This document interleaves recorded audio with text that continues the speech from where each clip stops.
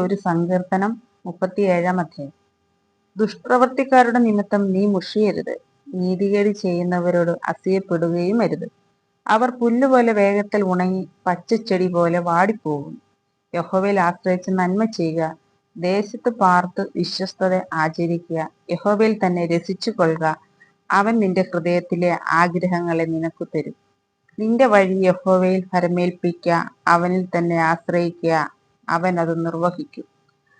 അവൻ നിന്റെ നീതിയെ പ്രഭാതം പോലെയും നിന്റെ ന്യായത്തെ മധ്യാഹ്നം പോലെയും പ്രകാശിപ്പിക്കും.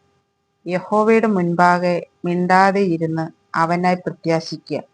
കാര്യസാധ്യം പ്രാപിക്കുന്നവനെയും ദുരുപായം പ്രയോഗിക്കുന്നവനെയും കുറിച്ച് നീ മുഷിയരുത്.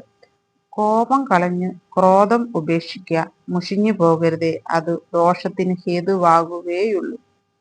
ദുഷ്പ്രവൃത്തിക്കാർ ഛേദിക്കപ്പെടും, യഹോവയെ പ്രത്യാശിക്കുന്നവരോ ഭൂമിയെ കൈവശമാക്കും.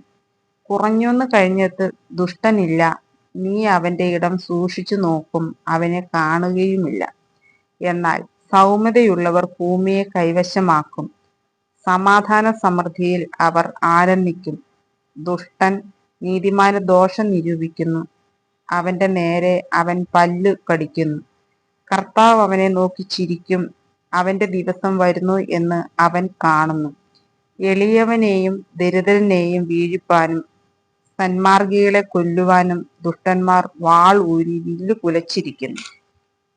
അവരുടെ വാൾ അവരുടെ ഹൃദയത്തിൽ തന്നെ കടക്കും, അവരുടെ വില്ലുകൾ ഒടിഞ്ഞു പോകും. അനേക ദുഷ്ടന്മാർക്കുള്ള സമൃദ്ധിയേക്കാൾ നീതിമാനുള്ള അല്പം ഏറ്റവും നല്ലത്. ദുഷ്ടന്മാരുടെ ഭുജങ്ങൾ ഒടിഞ്ഞു പോകും, എന്നാൽ നീതിമാന്മാരെ യഹോവ താങ്ങും.